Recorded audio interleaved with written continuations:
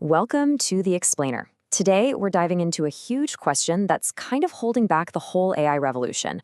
How do you make AI agents reliable enough to, actually run our businesses? Well, the answer, according to some really interesting new research, isn't in the code, it's in the org chart.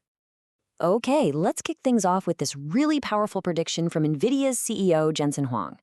He's not just talking about, software updates. He's pointing to a massive shift in how we think about managing technology itself.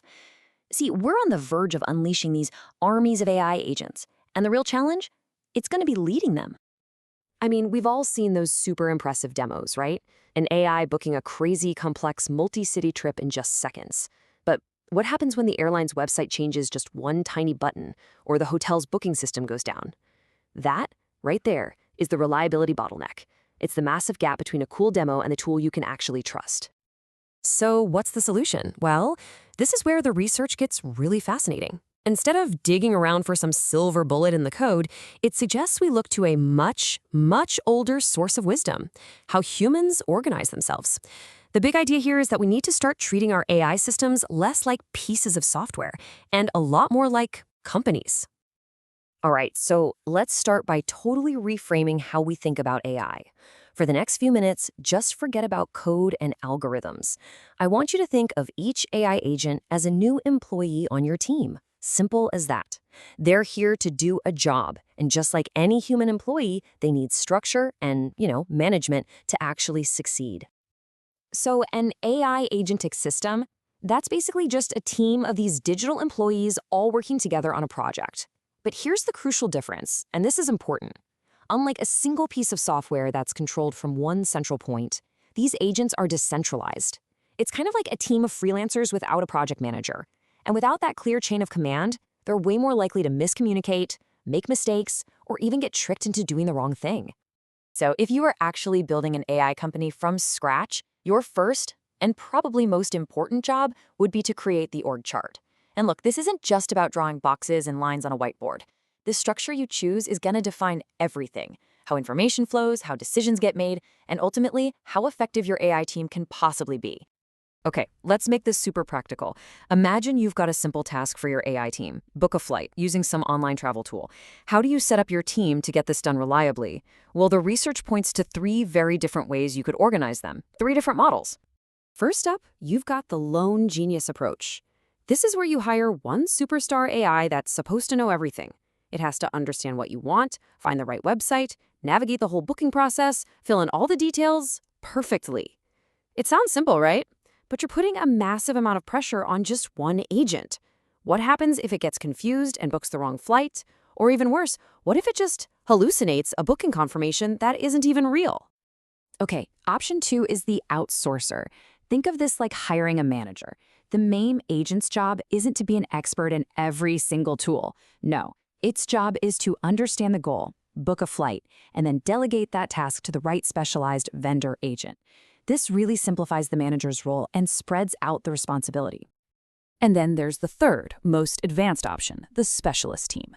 This is like a really well-oiled assembly line. You've got one agent who's the planner. It maps out all the steps. You've got another who's the retriever. Its job is to go find the best deal. And then you have a verifier. It double-checks everything before hitting that final book button.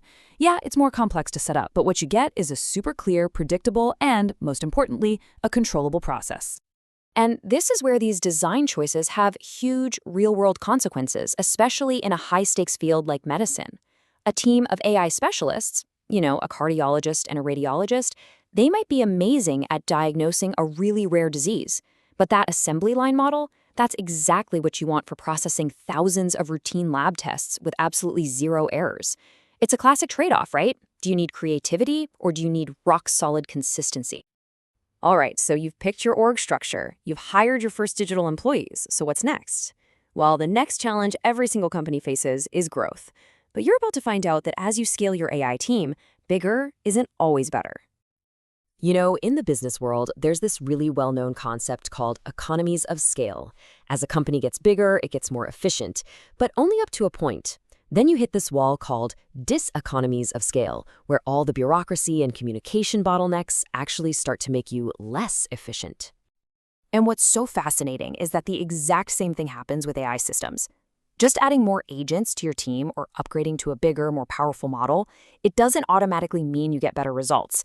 In fact, that bigger model might be slower, way more expensive, and all those extra agents, they might just get in each other's way, creating way more complexity than they actually solve. So the research breaks this down into 4 specific ways you can scale an AI system, and each one comes with its own risks. You can add more agents, that's structure.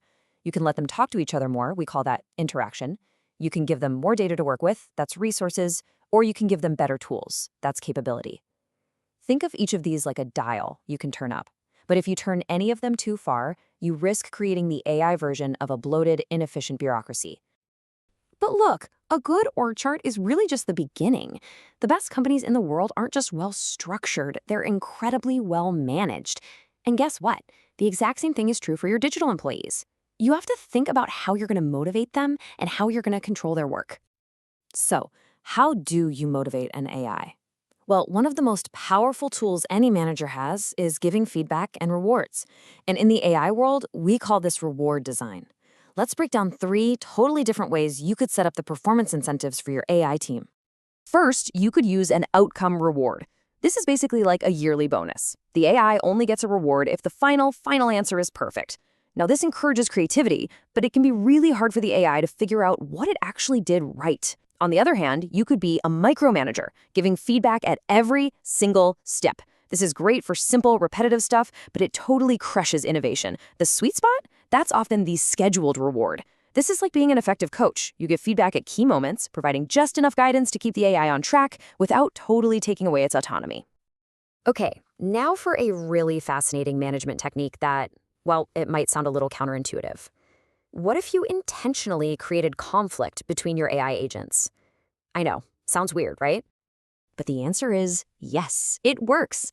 Just like a good, healthy debate in a boardroom can lead to a better decision, creating what's called functional conflict between AI agents can help them uncover their blind spots and find more creative solutions. But, and this is a big but, there's a very fine line. Too much conflict, and you get gridlock, where the agents just can't agree on anything. Or you can get the opposite problem, an echo chamber, where they all start to think alike, and you lose all those diverse perspectives.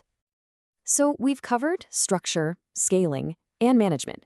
But what if you're building an AI system where failure is simply not an option? I'm talking about an AI that assists with surgery, or one that manages a power grid. For something that critical, we need to turn to a very special kind of organization for inspiration. They're called high reliability organizations, or HROs for short. Just think of the team running a nuclear power plant, or the flight controllers at NASA. These are organizations that have absolutely mastered the art of operating in unbelievably complex, high-risk environments without making catastrophic mistakes. And the principles they've perfected over decades, we can apply them directly to how we build and manage our most critical AI systems. And they have 5 core principles. First, preoccupation with failure. This means they're constantly paranoid, always looking for what could go wrong. Second, reluctance to simplify. They never accept the easy answer. They always dig for the real root cause. Third is sensitivity to operations, meaning the leaders actually know what's happening on the front lines. Fourth, a commitment to resilience. They don't just try to prevent failure, they have a plan for how to recover when it inevitably happens. And finally, number 5, deference to expertise. In a crisis, the person with the most knowledge makes the call, no matter what their job title is.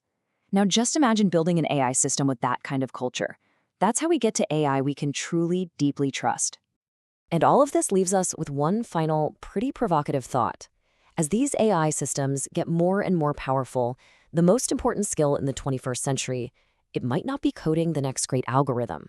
It might just be becoming the best manager, the best leader for a new digital workforce. The future won't be run by AI. It'll be run by the people who know how to organize it.